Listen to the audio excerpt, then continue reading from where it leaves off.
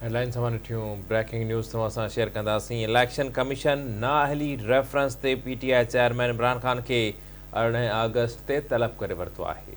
तव्हांखे आगाही ॾियूं पिया। अहम ख़बर आहे, पीटीएम पारां इमरान ख़ान जी नाअहली लाइ दाख़िल करायल रेफरेंस ते इलेक्शन कमीशन नोटिस जारी कयो आहे। इलेक्शन कमीशन पारां पीटीआई खे मना थियल फंड ज़ब्त करण बाबति बाज़ाब्ता शोकास नोटिस बि जारी कया विया आहिनि। पीटीआई खे उमाणियल शोकास नोटिस ते ॿुधणी 23 ऑगस्ट ते कई वेंदी। तव्हांखे आगाही ॾियूं पिया। ब्रेकिंग न्यूज़ आहे, इलेक्शन कमीशन नाअहली रेफरेंस ते पीटीआई चेयरमैन इमरान ख़ान खे 18 ऑगस्ट ते तलब करे वरितो आहे। पीटीएम पारां इमरान ख़ान जी नाअहली लाइ दाख़िल करायल रेफरेंस ते इलेक्शन कमीशन नोटिस जारी कयो आहे।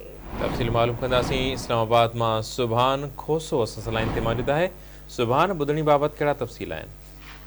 जी बिल्कुल, ही इमरान ख़ान पारां इलेक्शन कमीशन में फॉरेन फंडिंग वारो केस आहे, उन बाबति बाज़ाब्ता तौर ते इलेक्शन कमीशन पारां इमरान ख़ान खे शोकास नोटिस जारी करे छॾियो आहे, जंहिंमें इहो चयो वियो आहे त 23 अगस्त ते इमरान ख़ान पाण ऐं पंहिंजे वकील मार्फत पेश थिए ऐं बाज़ाब्ता तौर ते इहो ॿुधाए त छा फंडिंग थी आहे उहा ज़ब्त छो न कई वञे ऐं फॉरेन फंडिंग में पैसा किथां मिलिया आहिनि, बाज़ाब्ता जवाबु आहे उहो इमरान ख़ान ने बाज़ाब्ता तौर ते इलेक्शन कमीशन पारां शोकास नोटिस जारी कयो आहे इमरान ख़ान खे, जंहिंमें इहो चयो वियो आहे त बाज़ाब्ता तौर ते 23 अगस्त ते पाण पेश थिए या पंहिंजे वकील मार्फत पेश थी करे जवाबु आहे उहो जमा कराए। जी,